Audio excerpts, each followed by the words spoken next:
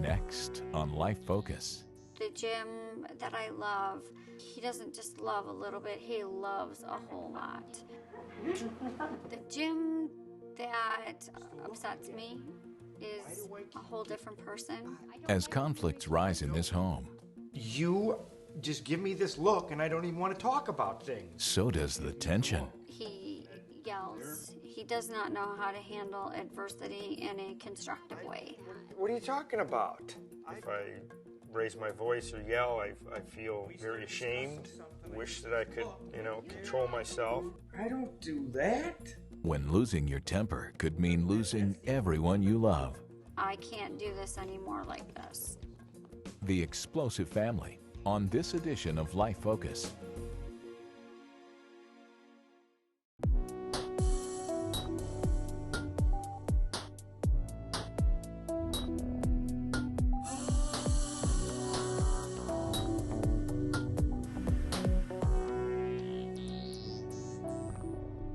Hello everyone, I'm Dan Meyer and welcome to Life Focus. Today we're going to examine anger in the home. Anger can sometimes be a positive force, driving us to stand up against injustice or oppression. Sometimes, however, it gets out of control, causing families to replace love with hostility, which leaves couples wounded and children confused. Today, you're going to meet a couple who love each other and adore their children, but they admit that they don't know why simple discussions become heated arguments. Mona Hanine reports.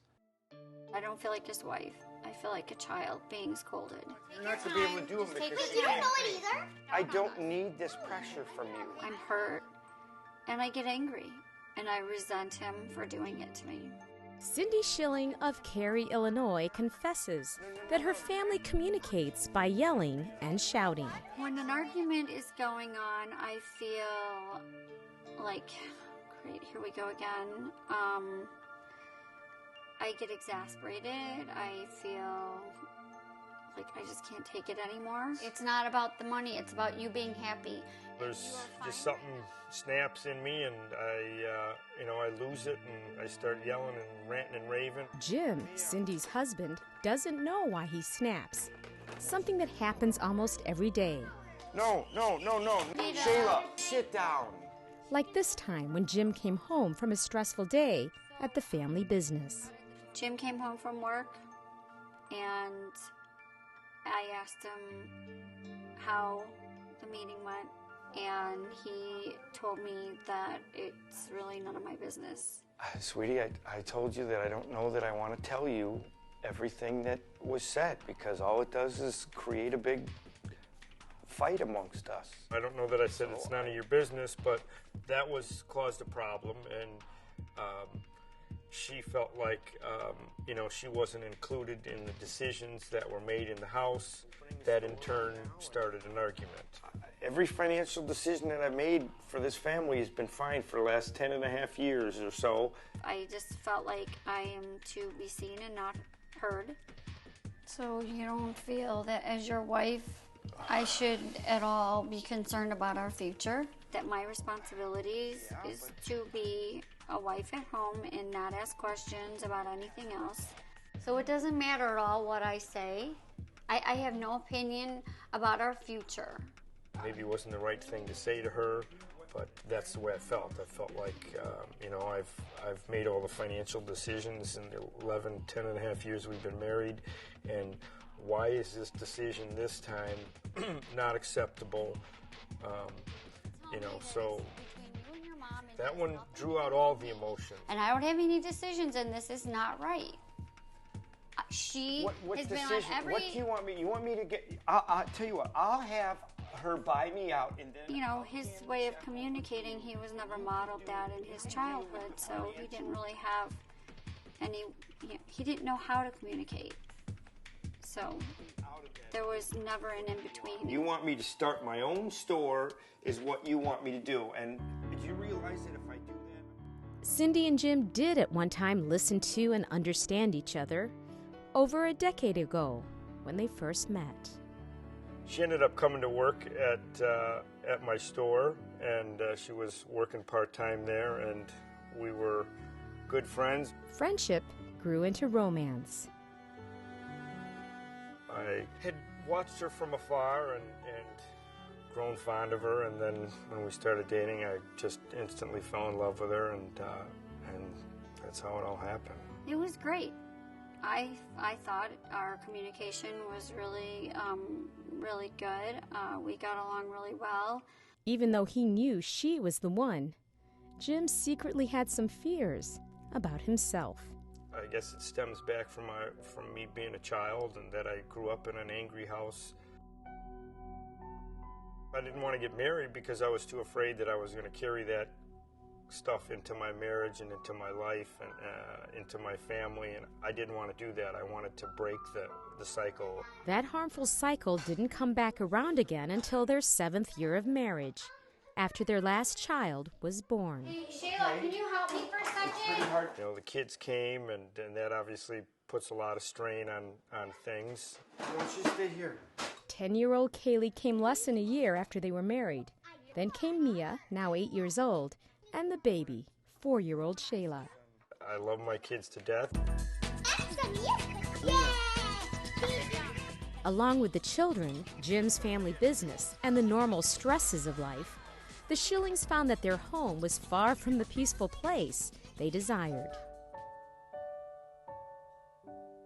I want a family that respects each other, that kids respect each other and respect their parents, and a family that communicates and loves each other. I know it can never be perfect, and I know we're going to have moments of outbursts, but my dream would be to have more joy in him, more optimistic outlook on life, and have a gentleness in him.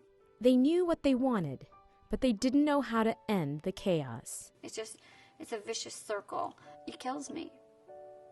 It kills me. And it bothered the children. My 8-year-old once put in our wedding video. We are gathered here together in the sight of God and in the presence of these witnesses. We were just so mad at each other, and we started watching the video, and the tears started coming, and I'm just, you know. To love and to cherish. Until death do us part. Until death do us part. After the wedding video was played, we both went next to each other and hugged and apologized, and just started going on like nothing happened. Ignoring their problems would cause even more pain. Eventually, Cindy reached a breaking point. I can't do this anymore like this, and I can't have the kids in the middle of it. For years, Jim and Cindy Shilling did not deal with the anger building up between them. They found themselves arguing about the same issues without ever finding solutions. Cindy knew that part of the problem stemmed from her husband's violent upbringing, but she had a hard time convincing him to get help.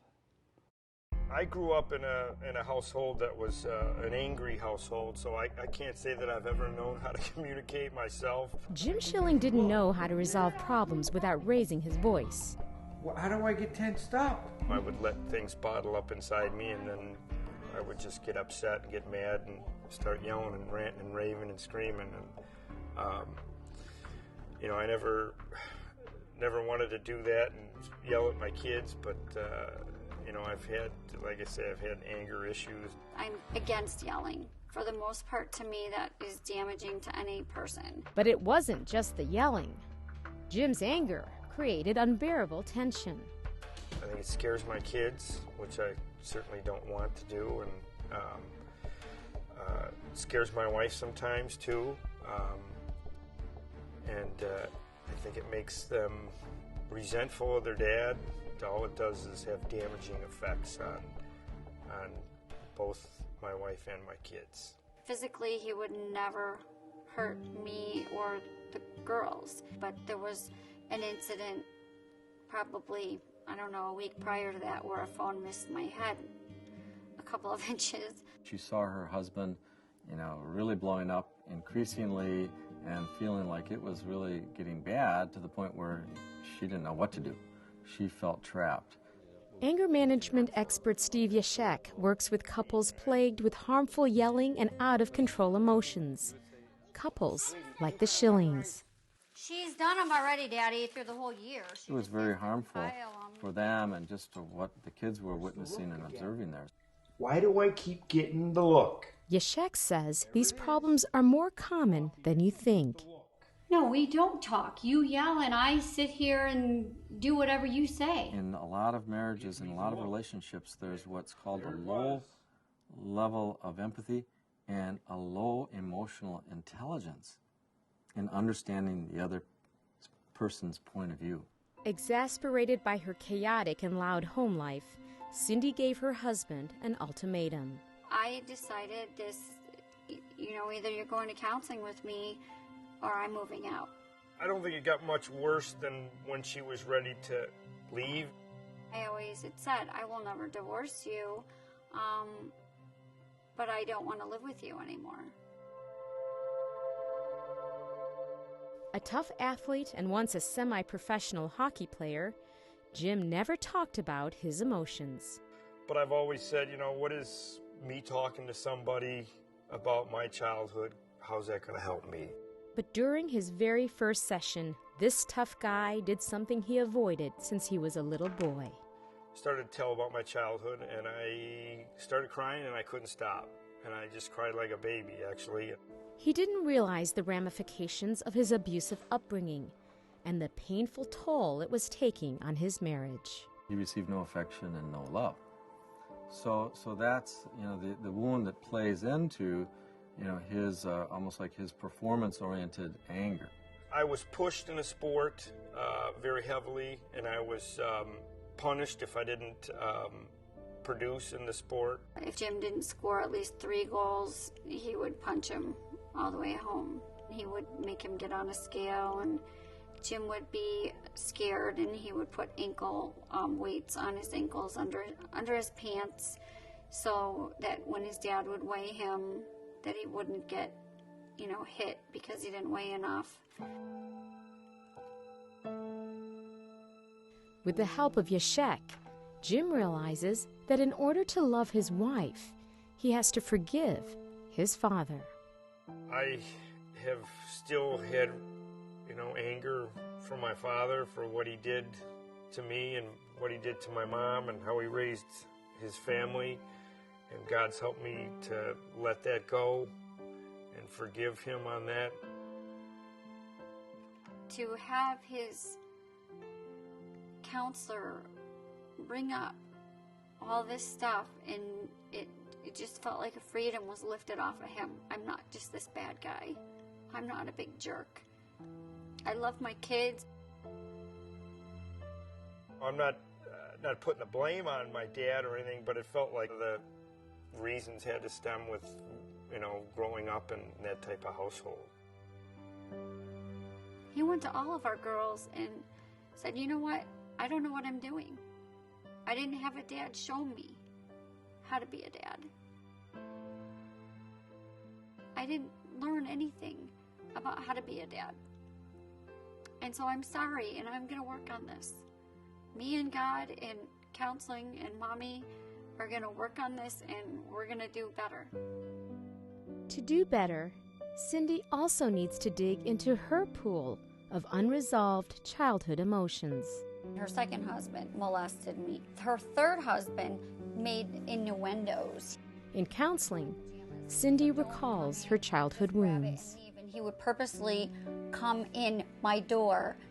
He'd walk and help himself in the door, and I was hidden behind the refrigerator, and I'm like, why? She grew up in that environment where these stepdads would take advantage of her. He was an angry man that physically abused her, sexually abused her. He would beat us with 2x4s and belts with big silver rings on them, or a willow tree branch. And he would pretty much talk to us for about an hour beforehand and tell us how he was going to do that. We were definitely very afraid of him. She doesn't realize those fears come out in everyday conversations. When I want to discuss something and we start to talk, I can't even talk to you. In many ways, they are operating as in childhood emotions. She also doesn't realize how her disapproval of his behavior creates more anxiety in their home. My wife tends to point out all my flaws, and I try not to do that to her. Maybe I do that. When she is upset or critical, that same tension sort of gets reenacted that was there for him and his father, that same sense of I can't do anything right. And so he becomes defensive and angry. She says, oh, we got a lot of work done, and I say, we got so much more to do yet. And she'll be like, make the statement, she'll make a funny face at me, and that makes me very defensive.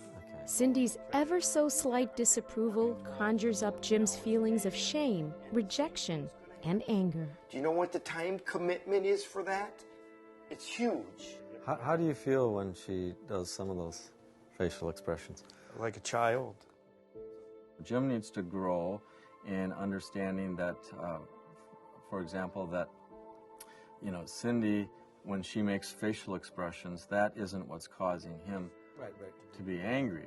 Every word that doesn't come out of my mouth, there's the face. Oh, is that a face? Yeah, that's the face. Well, let's see that again. No, there's more than that. But okay. Every word. I don't make like mean face. It's always like. It's what gets triggered inside, the idea that, oh, I'm bad and I might be punished. I've learned through my counseling session with Steve things that trigger his anger, different things I can, stop doing,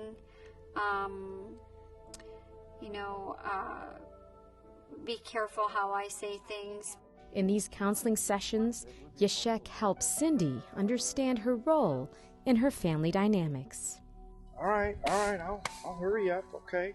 We want to keep working on, her side of the fence as far as being critical, and her side of the fence as far as pointing out all the negatives of Jim. I don't feel like I did anything wrong, but I know that everybody plays a part in every situation. So what are you going to do about this? Because I can't take it anymore. Sometimes I don't want to say I'm sorry because I don't feel like it. So we want to work on that with her.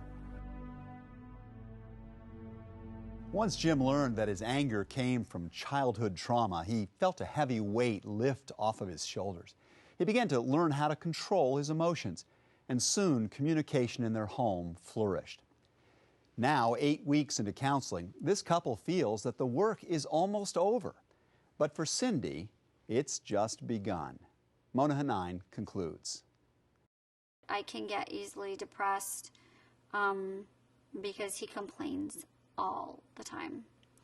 And if he would just look at things in a different light. Cindy needs to learn to build strong boundaries and not allow Jim's emotions to determine hers. I feel like he's depressing me all day because he reevaluates things. Okay, a couple of things though. One is that he cannot depress you. Okay, we get depressed because of the way we perceive and we think and believe. Okay, so that's we want to make more progress with Cindy in terms of being hypervigilant about Jim. I decided, you know what? I have to be responsible for myself. I cannot be responsible for him. Are you drinking coffee, Shay Shay? While Jim learns to control his anger, Cindy can now learn to communicate more effectively with her husband. You got to do homework after all. I think that's a no on that. I would correct him in front of the children. The rule is they have a half an hour after school to unwind and have a snack, and then they have to do their homework. Because, that causes division when your kid's seeing you correct your husband or tell him he's not, in any sort of thing. And I knew that was wrong. I love you more than anything, and I don't want to keep doing this. I should be validating his feelings. Now, instead of funny looks or snapping back, she responds a little differently. He's given us tools to show us how, when he's feeling that anger, how to even sometimes take a time out for himself till he can calm down before we address the issue anymore. We take an object, any object that's near us, and my wife will have it, and that'll be her platform to talk. And while she's talking, I will just listen. You seem like you're concerned about it, which is, I feel like you have every right to be concerned, but... Rather than me interrupting and trying to think about the next thing that I'm going to say, actually listen to her. You're kind of not sure now what you want to do, and I was just wondering if you're having any second thoughts, or are you still on board? You're sitting face to face and hearing each other out, and being respectful. Yeah, I'm still on board, but I need all the information before we jump into the water. That's been huge, that we can talk, tell each other how we're feeling, and telling each other what something that was said just meant to us. Actually care about how each other feels instead of fighting. Now that this couple communicates by listening rather than by reacting, they can teach their children with a united front. No arguing with parents, no yelling at each other. We have implemented a little more structure with the kids on rules and consequences. And if you lie, I'm just going to tell them I'm not going to do this. And that was also an idea from Steve in counseling. It was making a list of rules, and we'll go over those rules. On the left side, the rules, the right side, consequences. So we're learning to set boundaries with the kids. You must eat dinner with family and ask to be excused from the table. They can see that we're going through the counseling and that it's working, and that Mommy and Daddy aren't spending most of the time arguing. There's way less yelling. There's hardly any yelling at all. You don't want to go? They've noticed a huge change in the level of voices in this house. A calmer home allows for a more structured environment for the children and a stronger marriage. So that was a good session today, huh? I think We've seen a lot of progress with them talking more and opening up and being transparent, and they both experience a lot of hope. God plays the number one role in all this, just through prayer and my wife and I praying together. I think He's moved mountains in our marriage. if we continue utilizing those tools that He gave us and staying close to Him, that Jim and I can just rock this world. The Shillings hope that their journey will inspire other couples to seek out help for their marriages. Their story tells us that anger is often a symptom of another, deeper problem. If you often feel rage, that pressure that builds inside of you and comes on with a force that you didn't even know you had, you may need help understanding the source of those feelings. The Shillings sought a trusted counselor. They remained committed to each other and therefore were able to change their home from chaos to calm. We hope you enjoyed today's program. More information about anger can be found on our website. And so from all of us here at Life Focus, I'm Dan Meyer. Thanks for joining us. I'll see you again next time. Anger comes up because there's other emotions of fear, insecurity, shame, hurt, and anger is an emotion that's a boundary-setting emotion.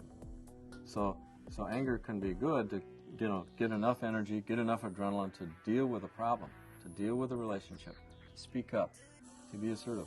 So if it's subverted, and there's a lack of assertiveness, a lack of speaking up, a lack of dealing with problems, it's going to settle into bitterness, depression, or the blow-ups that we're seeing.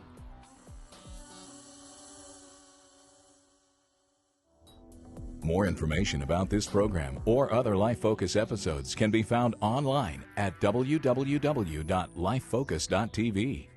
Pricing and ordering information for a DVD copy of this program are available on our website or by phone at 1-877-908-5433. The title of today's program is on the screen.